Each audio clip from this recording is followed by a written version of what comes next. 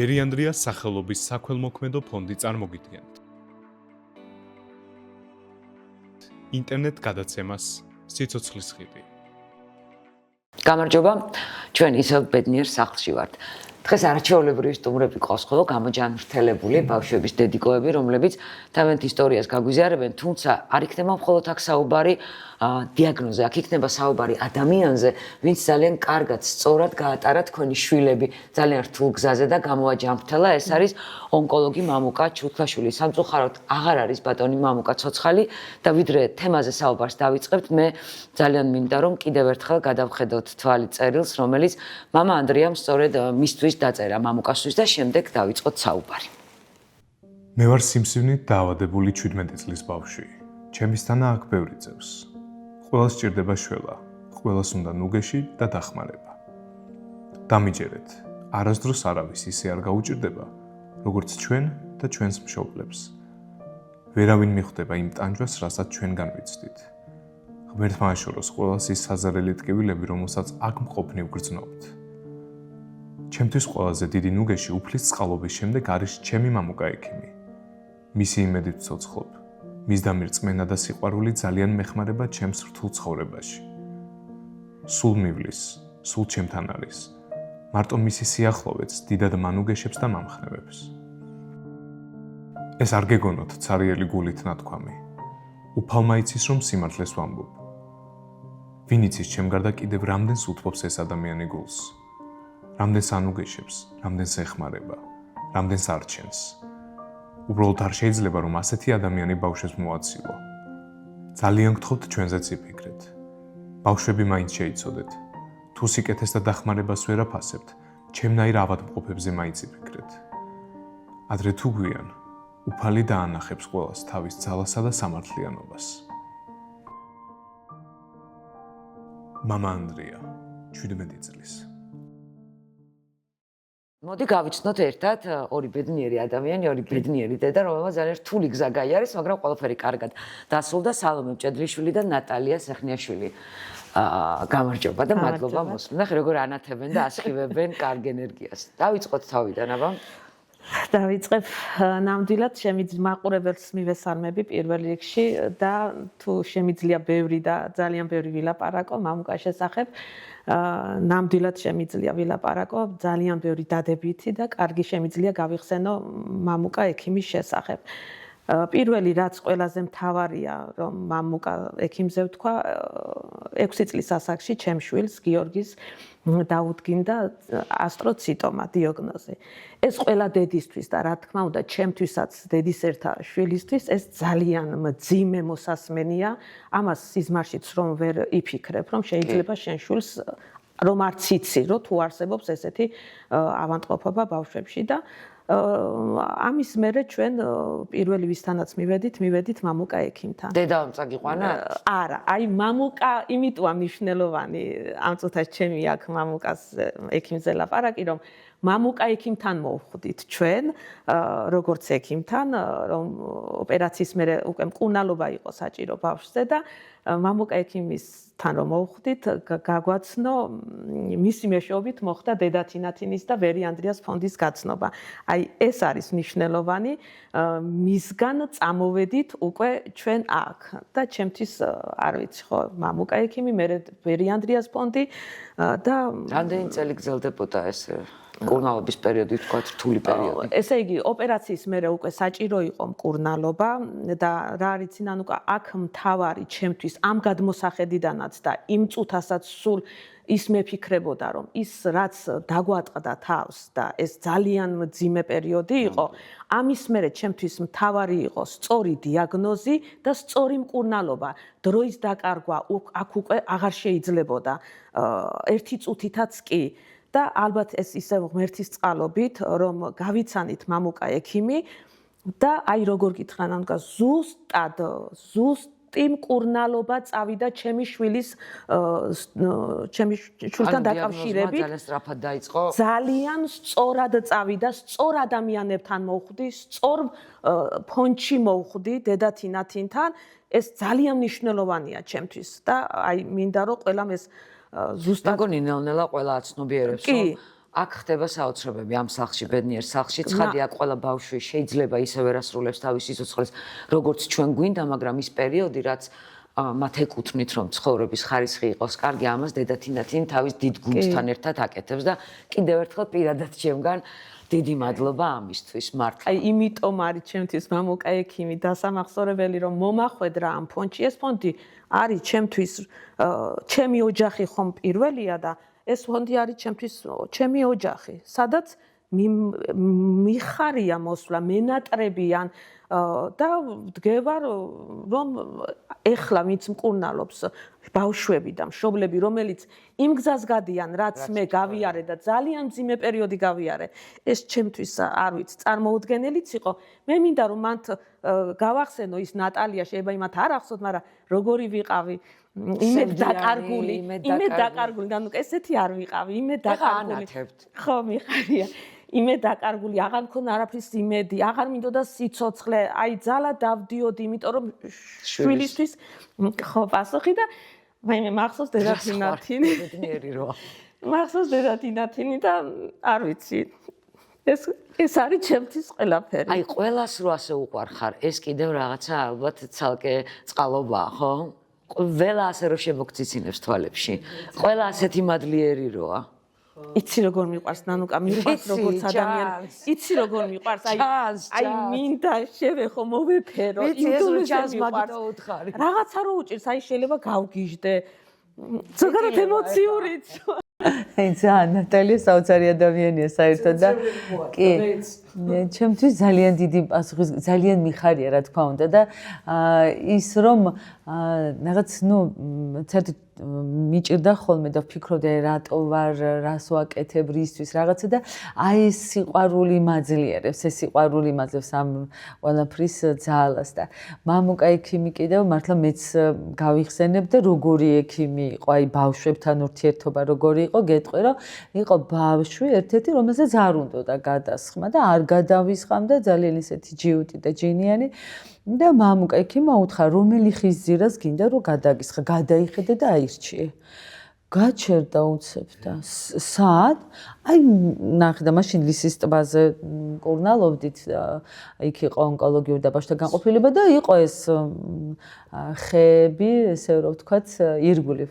და ბავშვმა რაღაც აი იქო აჩვენა, წამოდიო, წაიღო შტატელი, სისტემები წაიღო. ყველაფერი წაიღო და იქ გადაუსხა და იქ იჯდა მასთან ერთად და უსხამდა. აი ესეთი იყო, ბავშვებთან თამაშობდა, ერთობოდა, ბურთს თამაშობდნენ და მე გამოვედი ერთ მორიგეობისთვის და ვეუბნებოდი მინა არ ჩაამტრიოთ მეთქი თუ რა აქ ამბავი ატყდება, რა ვიცი მე კიდე თან ცოტა ესეთი იყო მამუკა არაფელზე უკან არ დაიხევდა არასდროს ბავშვისთვის, ბავშვის საკეთილ დღეოდ და შეიძლება საყვედურიც შეხვედრო და შემდგომ რა ვიცი დირექციისგან, განყოფილების უფროსებებისგან.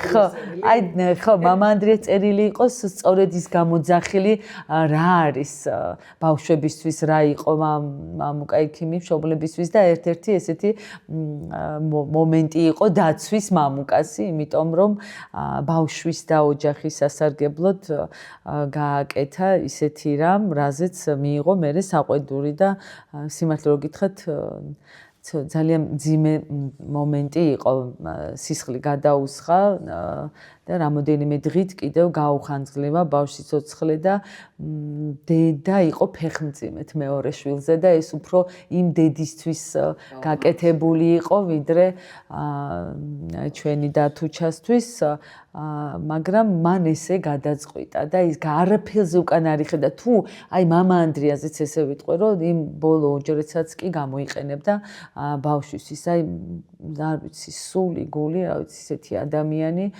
ჩემთვის ჯერ ძალიან ისეთი იყო როგორც ექიმი და მე როგორც უმცროსი ძმა ისე ყავდა მეც და ჩემს მეუღლეს სულ მის გვერდში ვიდექით და ვეხმარებოდით ყველაფერში. თქვენც ესე იგი მამუკას ხელში გაიარეთ, ხო? ეხლა მოგესალმებით პირველ რიგში.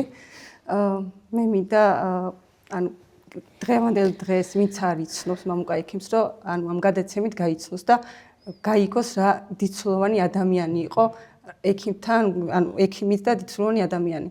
მე ვფიქრობ, რომ ანუ მამუკა ექიმი ღმერთმა გამოგვიგზავნა ჩვენ, რომ შევხვდით ჩვენ მას.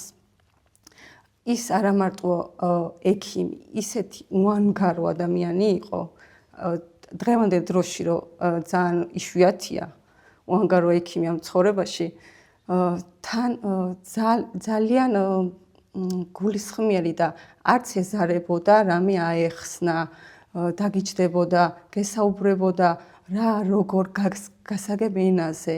მშობელი, როდესაც პანიკაშია, როდესაც შვილი ცუდად არის, როგორი მნიშვნელოვანია სწორი ურთიერთობა. ნუ გეშინია, შენთვის უფრო უარესია ეს რომ ნერვიულობ და ყოველთვის რაღაცა ნუგეში იყო. დედა თინათინე მამუკას თან რომ მოხვდით, შემდეგ გავიცანით და დედა თინათინეც რა თქმა უნდა ჩვენთვის ძალიან დიდ მნიშვნელოვანი ადამიანია დღესაც და მადლიერი ვარ მისი. ნერვიულობ ცოტა. ძალიან სანერვიულოა, იმიტომ რომ მართლა ძალიან რთული გზა გაიარეთ. ძალიან რთული. დიახ, და დღემდე მე ჩემ შვილს ოპერაცია ვერ გავუკეთდა, იმიტომ რომ უარი განაცხადეთ. რთული ადგილი იყო და კიდევ კვლევებს ვიღებთ და ყოველთვის არ მავიწყდება მამუკა ექიმი, რომ რო გადავუღებთ პასუხს, რო წავიკითხავ ნეტა რა სიტყოდა ეხლა მამუკა ექიმი, რას გვეტყო და სულ იმ ფიქრში ვარ, რომ მამუკა ექიმი რას რითი დამამშვიდებდა, რითი მანუგეშებდა. მისი გარდაცვალება ძალიან განვიცადე. სიზმრებში ცხედავდი ძალიან ხშირად და სულ მოიხსენიებ ლოცვებში, არ მავიწყდება არასოდეს, იმდენად მაშინ ვერ გამოხატავდი სიცოცხლეში, როგორი ძვირფასი ადამიანი იყო და ეხლა ისე მტკივა გული, რომ ეგეთი ადამიანი და ეგეთი ექიმი დავკარგეთ. არ ვიცი, ძალიან დიდი იმედი იყო და ღმერთი ნათლში ამყოფებს და ამდენი მშობელი, მადლიერი მშობელი ხსონ, რა ვიცი, ნათლში იქნება. აუცილებლად ასე იქნება, ძალიან სამწუხაროა. იმდენი ბავშვი ელოდებოდა იმ ქვეყნად, რომ მამა ადრია მითხრა ერთხელ, რომ დედა, რა სულ მედარდებოდა მამუკა ექიმი და დედაო, იმდენი მლოცველი ყავსო მამუკა ექიმსო, არ ინერვიულა და რომ გარდაიცვალა. მეც ძალიან გამიჭდა რა იყო იცით რომ იმდენი ხანი ურეკავდი ტვინი არ ღებულობდა რომ უკვე აღარ არის მამუკა ექიმი რაღაცა დამჭირდებოდა ამ ბავშვთან არა მარტო ონკოლოგიაზე რაც არ უნდა ყოფილიყო იმდენად ჭკვიანი ექიმი იყო და განათლებული რომ რა სფერო არ უნდა ყოფილიყო რომ მას არ ცოდნოდა და თან არასდროს თავის ის არ იცოდა წარმოჩინება ხო ყველა ექიმი ყველაზე კარგი იყო მასზე უკეთესი კი მე რა ვიცი ის რო არის არასოდეს თავი არაუმაღლებია და იმდენ ხანს ვიღებდი ტელეფონს ურეკავდი და მე მახსენდებოდა რომ აღარ იყო უკვე ამ ქვეყნად იმდენჯერ მჭირდებოდა და სულ ვეჩხუბებოდი რატო გარდაიცვალა რატო ახალგაზრდა იყო და ესე უცებ როგორ დაიცვალა როგორ დაგვტოვა მეთქი კაცო ფიქრო რაიდან კი ჩვენ მარტოობის გარეშე რა უფლება ქონდა როგორ დაიცვალა მეთქი ჩვენ როგორ უნდა ვიცხოვროთ თქო ამის მერე ხო და ჩვენც რამდენჯერ საფლავზეც ყოფილვარ და ვეჩხუბები რატო გარდაიცვალე და მე უცებ გამიცინა და რა გაცინებსო ბავშვობა მითხეს ჩვენ ვიყავით საფლავზე ჩემი დიდი შვილები თუ კახეთისკენ მივდივართ აუცილებლად შევდივართ მის საფლავს ეს აუცილებელი პირობა არის და რამდენი შევდივარ სულ ვეჩხუბები და მე ვიცინე და ოთო მეკითხება დედა რა გაცინებსო ჩემი შვილი ხო იცი ოთო შვილობილი და რა გაცინებს დედაო და წარმოვიდგინე ახლა მეტყო და კაი რა გინდა რა არ მინდოდა მაგრამ ესე მოხდა ხო რა მქნა და ისე ვიცინეთ მე იქ ვიდექით რა ვიცი ძალიან დიდი ადამიანი იყო მამუკა 24 საათიან რეჟიმში პირადი ცხოვრება არ ქონდა ადამიანს მიუძღვნა მაინც ნანუკა ხო არის რომ ექიმი ეხლა თავის საქმეს აკეთებს ეხლა ჩვენ რომ მივედით საღამოს იწყებდა გადასხმას ჯერ ეს გადასხმა ხო იცი საშინელება და ფიქრობ ალბათ ეს დააყენებს და წავა. როგორც გინდა მთელი ღამე ჩვენს ოთახში იჯდა და უყურებდა ბავშვს. არც მას დაუძინია, რა თქმა უნდა, არც ჩვენ დაგვიძინია. როგორც ერთი ოჯახის წევრი, ჩვენი ოჯახის წევრი იყო და რაღაცა ესეთი რაღაცა მე არც კი მსმენია. მართლა. იყო ჩვენთან ერთად, კიდევაც დაჯდა, შეება თავიც მიდო, მაგრამ უყურებდა მთელი ღამე ბავშვს. აი ბავშვები უსაზღვროდ უყვარდა. ესეთი რაღაცა ექიმისგან მაინც ცოტა არა მგონი პირიქით უნდა იყოს, ეს ნორმა უნდა იყოს. ალბათ ეს ცოტა ხო გასაკვირი არის, იმიტომ რომ სხვა ექიმებში ამას ვერ ხედავდნენ, ეხა ვისთანაც ჰქონდათ ურთიერთობა იმ დროისთვის და თან ესეთი რამე იყო კიდე თუ იცოდა რომ ოჯახს უჭირდა არასოდეს არც ერთ შობას არ ეტყოდა რომ ახლა ეს მჭირდება გადასხმისთვის. გადიოდა, ყიდულობდა იმ წამალს და შემოქონდა და ისე და ისე კი არ გააკეთებდა რომ დელიკატურად რომ ის ოჯახიც არ შეწუხებულიყო, მიდიოდა, ყიდულობდა და უკეთებდა და მე საიდან გავიგე აბდიაკში რომ შევდიოდი, მაშინ იქვე იყო კლინიკის მეორე სართულზე იყო ეს აბდიაკი და ფარმაცევტმა მითხრა მაშინ რომ ისა როგორი ექიმი არისო მამუკაო, შემოდისო ყიდულობს წამლებს და შეაქვს მერე და რაც არ არის განყოფილებაში. მე ესე გავიგე თუ არა არასოდეს მას ეს არ უთქვამს, ხო? აი მართლა საოცარი ადამიანი იყო და ყველას ხო დაგვაყდა ჩვენ მაგრამ აი საქართველოს მართლა დააკარგა უძლიერესი ექიმი და თან ბავშვები რომ იმყავდა მე პირველად ყველა მოგზაურობაში მომყვებოდა მამუკაც. მანდაც მომყვებოდა. იქაც მომყვებოდა, იმიტომ რომ თავიდან მიშინოდა. ანუ მოგზაურობა გავახსენოთ რა არის ბავშვების ნებასურულის ასრულება. ზოგს მთაში უნდა, ზოგს ზღვაზე უნდა და დიახ, და ყველგან დამყვებოდა და რომ ჩემს გვერდით ყოფილიყო აუცილებლად მე მქონდა შიში და ერთ-ერთი ესეთი მოგზაურობის დროს ხოლმე ერთ-ერთი ჩვენი შვილობილი გიორგი კაკრიაშვილი ძალიან ცუდად გაგვიხდა და მაშინ ვიფიქრეს რომ მეუბნებოდა რომ ტყუილა დაკავარო, მაგრამ ტყუილა დაკავარო მეუბნებოდა და იმ დღეს იქ რო იყო მამუკა და ფაქტიურად მამუკამ გადაარჩინა მაშინ გიორგი მაშინ მივხვდი რომ ტყუილა არ დამყავდა და სწორადაც ვიქცეოდი და აი მეუთხარი ხო ხედავ მეთქი და გაიცინა ხო ეხლა დღეს შენ ძალიან გაგიჭირდებოდაო მითხრა მაგრამ კი აღიარა და მთელი გულით ამ ბავშვებთან, მშობლებთან არ ვიცი, დიდთან დიდი იყო, პატარასთან პატარა. ხო და ხო, მამა ანდრიასაც ძალიან უყვარდა, ძალიან. ნუ ფაქტია წერილი, რომელიც სწორედ მისთვის იყო დაწერილი. მე წარმატება, ჯანმრთელობა, ბედნიერება და აი ესეთი სახეები მინდა გისურვოთ სულ. ჩვენ კიდე გავაგრძელებთ და ახლა ამ ადგილს დაიკავებს მამა ნაზარი და კიდევ ერთი მშობელი, რომელიც თავის ისტორიას გაგვიზიარებს. ინტერნეტ გადაცემა სიცოცხლის ხიდი. აი ჩვენ შემოგვაგრძელებთ მოკლედ და ჩვენ შემოგვერთა მამა ნაზარი და ერთ-ერთი მშობელი, ასევე დარეჯან ჭელიძე, რომელიც თავის გამოცდილებას გაგვიზიარებს, ასე ვთქვათ, ხო? გამარჯობა, მადლობა რომ ხართ ჩვენი სტუმარი. გაიხარეთ გენაც. რა ვიცი, აბა რა გითხრათ მამუკა ჩუთლაშვილზე. მიუხედავად იმისა, რომ ჩვენი ისტორია, ჩემი შვილის ისტორია არ დასრულდა კარგად, მიუხედავად იმისა, რომ ჩემი შვილი უკვე 8 წელიწადია ჩვენს გვერდზე არ არის. თუ შეიძლება რომ მშობელი ამ შემთხვევაში მადლობელი იყოს ექიმის და აი იმ პერიოდში გაცნობილი ადამიანების, აი ესეთი მშობელი ვარ ზუსტად მე. მამუკა ჩუთლაშვილი დედათინათინმა გამაცნო, პირველად დედათინათინთან მოვედი ფონდში და მითხრა რომ ორი ექიმი არის ამ ნინო ტოტოღაშვილი და მამუკა ჩუთლაშვილი და თქვენ რომელს არიჭებდო და აი რატომღაც პირველივე იმაზე უთხარი მამუკა ჩუთლაშვილი და გამიშვა მამუკა ექიმთან. პირველად რომ მივედი შტაბეჭდილება იყო. ესაყარელი კაცი. შტაბეჭდილება იყო. უბრალო რაღაცა ესეთი ადამიანის, ჩემო შვილმა რომ დაინახა და გაიარა მამუკა, მაშინვე თქვა ეს რანაირი ექიმია, მაგრამ აღმოჩნდა რომ აი საუკეთესო ექიმი იყო და აი გული რო გეტყვის პირველივე დღეს რომ აქ უნდა დარჩე და აქ უნდა იმკურნალო. თუმცა ყველაფერი არ დასრულდა ისე? არ დასრულდა ისე, მაგრამ თამამად შემიძლია თქვა რომ 100 სიცოცხლე რომ მქონდეს, ფონდს და მამუკა ექიმს ვერ გადაუხდი, აი მადლობას. მთელი ცხოვრება რო ვიძახო მადლობა, ეს არ იქნება საკმარისი. იმიტომ რომ მშობელი ვარ, რომელსაც შვილი დაეღუპა და არ მაქვს გულში რომ აი რაღაცა ვერ გადა, რაღაცა ან ფულის გამო, ან საბუთების მოუწე, არ მიზრუნია არაფერზე, აი ესე ზრუნავდა ექიმი კლინიკაში.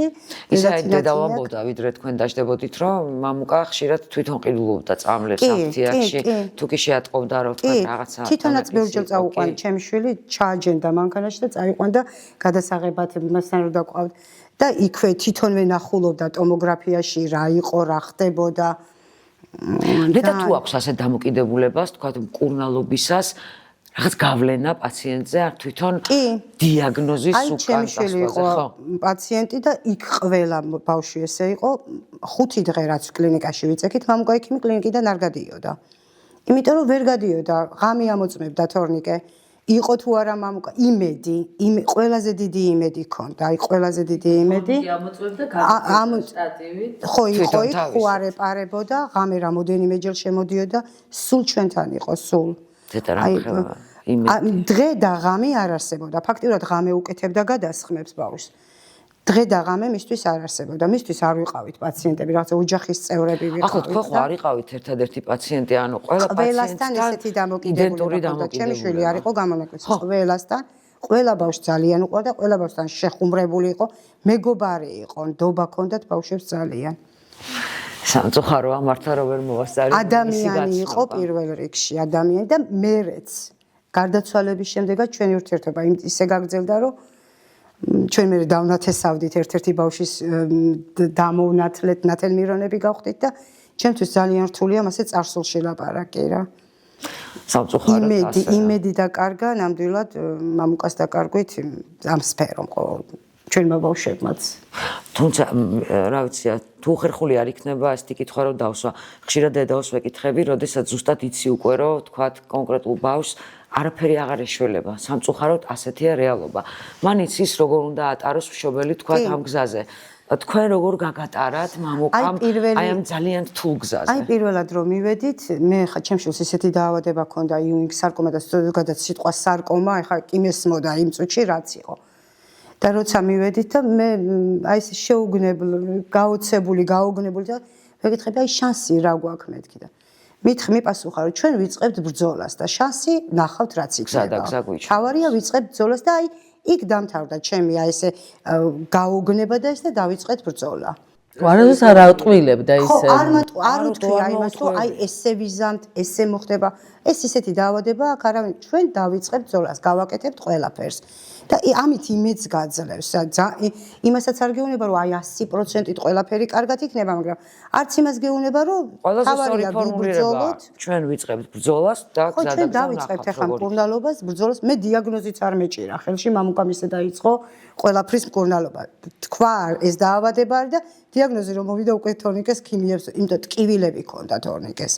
საშინელი ღამის ტკივილები ქონდა, მთელი ღამეები არის. აი ესეთ რაღაცებს არ ღვევთ, აი ახლა ბოდიში რო დიახ, აი და დიაგნოზი მოვიდა ზუსტად ის რაც აი ეს, მაგრამ ბავშვს რო ძალიან სწკიოდა და რო ერთ-ერთი მშობელი იყო, რომ ისრაელში სადარ წავიდა და ჩუთლაშვილმა გახედაო, თქვა ეს არისო, მე ვიფიქრე ხა ამან ეს როგორ რა იცისო და იმდენი 50000 ევრო თუ რაღაც დაუჭდა, აღარ მახსოვს, შეიძლება ციფრში შევცდე და ჩამოვიდა და მამუკას უთხრა, რომ აი ესე თავდაბალი ძალიან რო იყო და უთხრა, რომ აი ამ შენ აი ამ ბუნებამ 50000 გადამაყრევია ჰაერშიო. ვერ დაიჯერა, რომ ესე შეხა დამაჯერებლა და არ დაიცვა. არა მარტო დამაჯერებლად, აი რატომღაც ესე ფიქრობდნენ, რომ ეხა მამუკა არ იყო ამბიციური ადამიანი და არ ვინ რას იტყოდა მასზე, მისი სულერთი იყო და თუმცა თვითონ არასოდეს არც ერთ ექიმზე არ იტყოდა. იმიტომ რომ კულტურული და კარგი კაცი იყო. ყველა კარგი იყო მას. ჯობიაო, სულ ესე იცოდა თქვა. არავის არზე არ იტყოდა არანაირად სულ.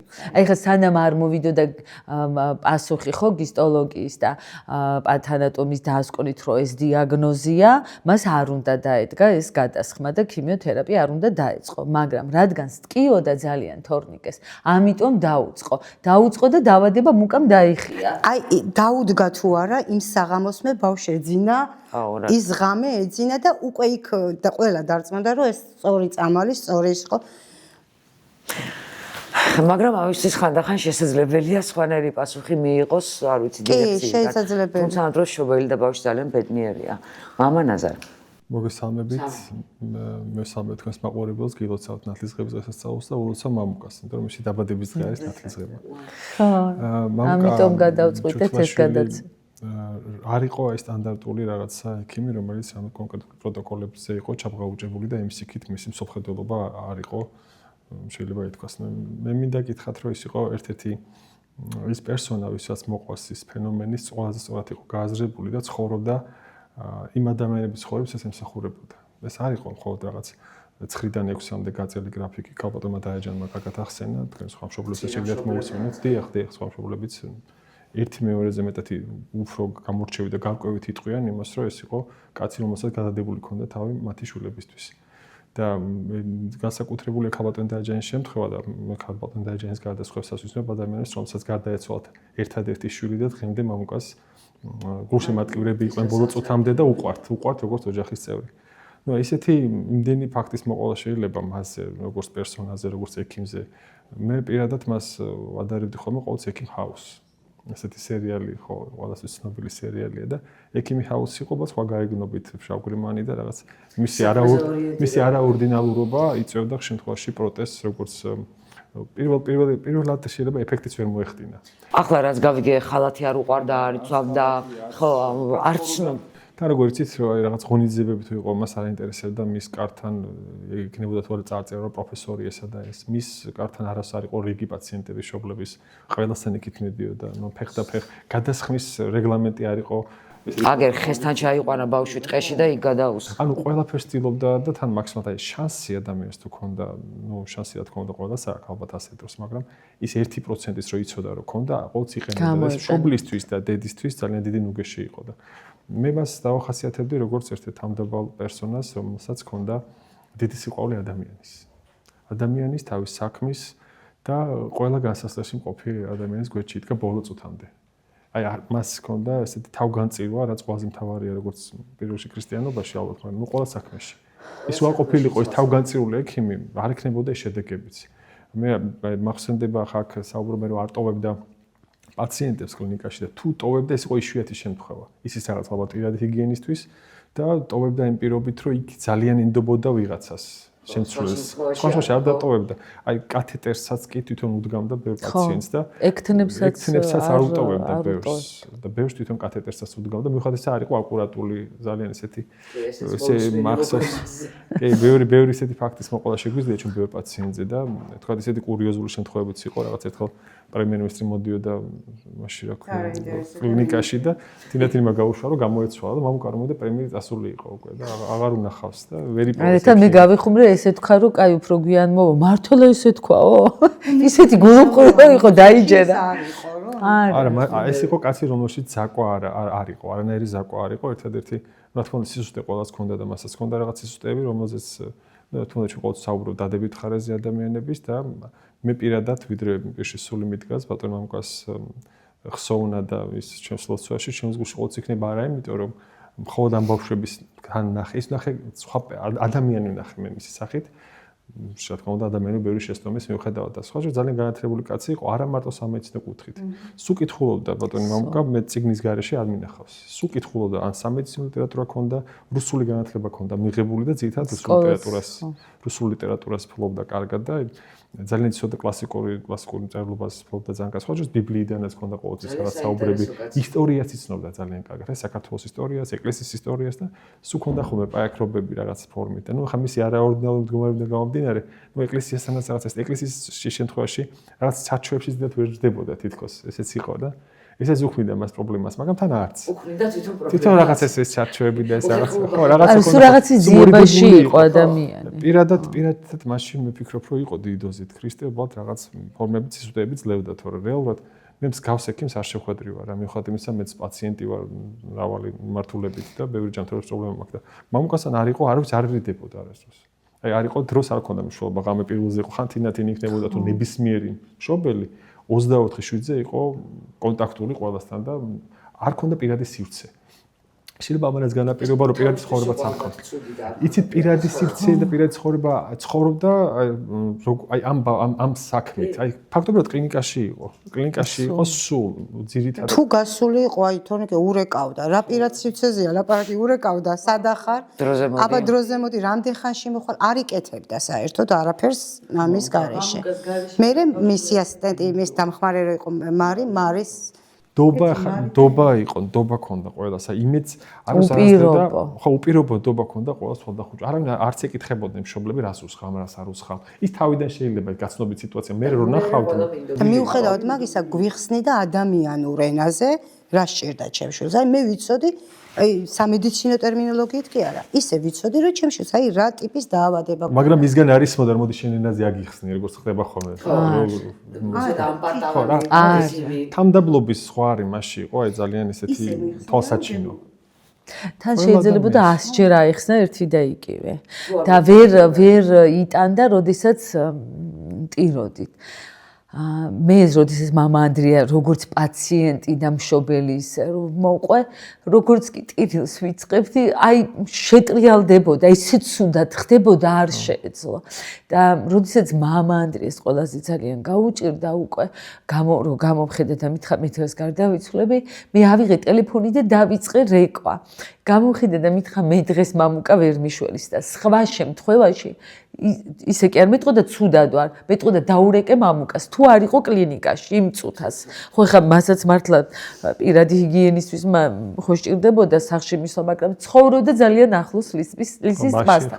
აი წამებში ბრუნდებოდა და როდესაც მითხრა რომ მე დღეს ვერ მიშველის მამუკა ექიმი, მე მაინც დაურეკე და რომ დაურეკე რაღაც ადამიანური ხმით რომ ველაპარაკებოდი, ესე მითხრა რომ მოვდივარო და მე ჩემმა მეუღლე მომიყვარო ისეთი წუილით, ისეთი სისწრაფით შემოვიდა ეზოშიო რომ მანქანის კარი გააღო და გამოიც არც კი დაუკეტია, ისე ამოირბინა და მამა ანდრიასთან იყო ბოლომდე და მამა ანდრია განბანა ჩემმა ძმებმა და მამუკა. აი არ ყველაფერს აკეთებდა, მე ვერ გეტყვით როგორ, მამუკას ნაირი ექიმი არ, სულ ექიმებს შორ, ძალიან ბევრი ექიმი მიყვარს. უდიდეს პატივცემ, მაგრამ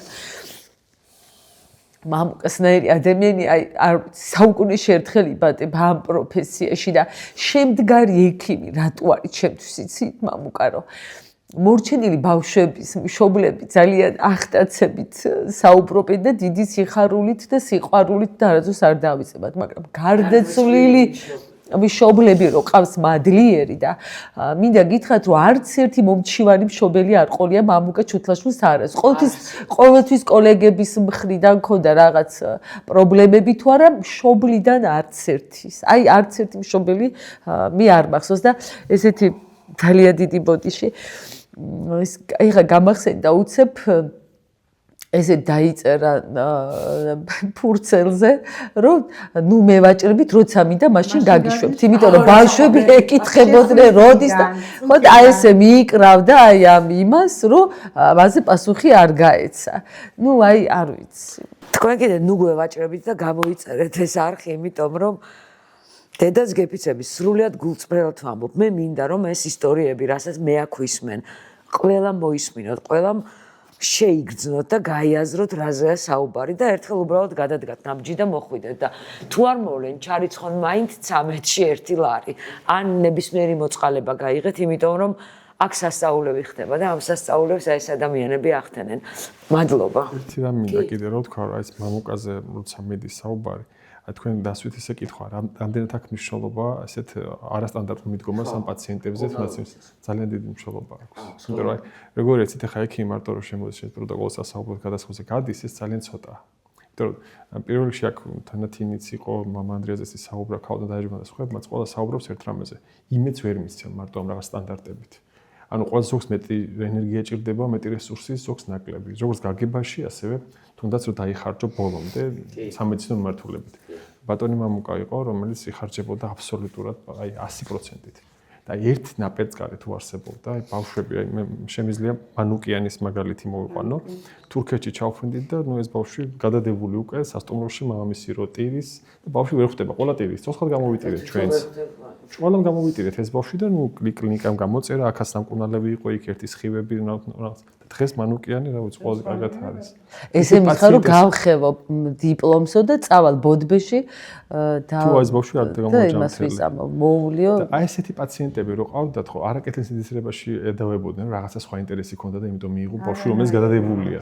არა, ნუ შესაძლებელია ყოფილიყო რაღაცა და ეფიქრათ, მაგრამ მამუკას აი ესე თითო პროცენტი შანსი გამოყენებულია ყველაზე და აი ამ მანუკიანის მსგავსი პაციენტები ალბათ ცალკე უნდა მოიყვანოთ, რომელიც გადადებული პაციენტები. ხო, ეხა გერმანიაში არის რო ჩამოვა. და ჯამთელები არიან და აუცილებლად უნდა ჩაწეროთ და რატო იცით რომ ჩვენთან ის რომ სამედიცინო სისტემა არის რაღაცა ნულს დაბლა, ესე არ არის ბავშვთა ონკოლოგიაშიც მათ შორის და ხო, აი მანუკიანზე ეს აი მანუკიანით რამდენი кейსი არის მანუკიანის გავსი. ესე მითხრა, გავხევ დიპლომს და გადავაგდებ. აი მთელი შეგრძნებით იცოდა რომ ბავშვი კარგად იქნება. ჩვენ ესეთ შემთხვევები გელაშვილის შემთხვევაში შეიძლება ირაკლის რომ ბავშვი რომელიც თინათინმა უცხოეთში რო წაიღო დოკუმენტები მას უთხრეს რომ ეს არის პალიატიური მამობის საშუალება მხოლოდ ამ ბავშვზე და ნუ ან მე აჭერდათ რომ ცოცხალი იყო. ბავშვი იმდენი ქიმია ქონდა გადასმული, მამუკა არანებებდა ბოლომდე თავს რომ ნებისმიერი ექიმი უბრალოდ რამდენიმე სწავლების შემდეგ დაიხურავდა ქუზე, წავიდა და დაემშვიდობებოდა. ხო, თან კარხარიში ცხოვრობდნენ ბავშვები, ეგ იყო ყველაზე მთავარი კიდე ხო ამდე კურნალობდა, მაგრამ თან კარხარიში. აი, შეზღუდული არ იყო. ხო. აი თქვა დასასვენებლად ბავშვი რომ რაღაც გელაშვილი ყველგან იყო ზღვაზე, მთაში, ბარში, ყველგან დაყავდა პირობითად.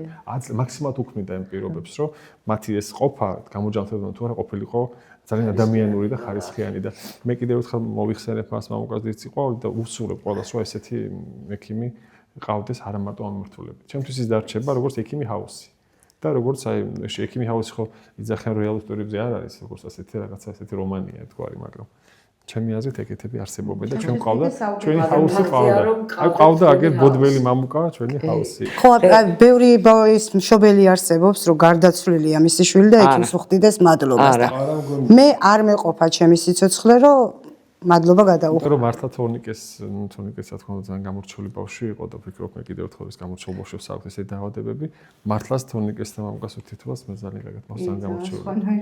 ძალიან დიდი სიყვარული, რაღაც სიყვარულით ცხოვრობდით ამ ბავშვებთან და ექიმთან ერთად ყველა. ჩემმა შვილმა რაც იცოცხლა, იცოცხლა მამუკას დამსახურებით. არ იყო მარტო ონკოლოგიაზე საუბარი ხალხთანანიკო. ჩვენ რა ვინმეს რა მე მჭირდებოდა დედაჩემს ვებია ვიღაცა დამირეკავდა, მაგრამ რა ვქნა? დიაგნოსტირება, მე დედაჩემზე შემიძლია მაგალითი თქვა, რომ რა თურქეთში იმკურნალდა საქართველოში ბოლოს ეგონა და ეს კიბო ქონდა. ესეთი მარტივი დიაგნოზი ქონდა ესეთ რაღაც დავში. სულ ძალიან მარტივი რა. და მამუკამ დასვა. მამუკამ დასვა. აი ნებისმიერი დიაგნოსტირებაში იყო ეს კაცი ერთ-ერთი საუკეთესო თურმე ყოფილი. დღეს მამუკას დაბადების დღეა. და ვულოცავთ. ვულოცავ, ჩემთვის ცოცხალი არის. ჩემი შვილი მასთან არის და დარწმუნებული. შეეწევიან მას. აუცილებლად. ის ბავშვი იქნებიან მეოხი მისი და ნუერთობით ალბათ ისინი. მოკლედ მამუკას გაუმარჯოს ჩვენ მომავალ ოთხშაბათს ისევ აქედან მოგესალმებით. ყოველ ოთხშაბათს 21 საათზე ინტერნეტ გადაცემა სიცოცხლის ხედი.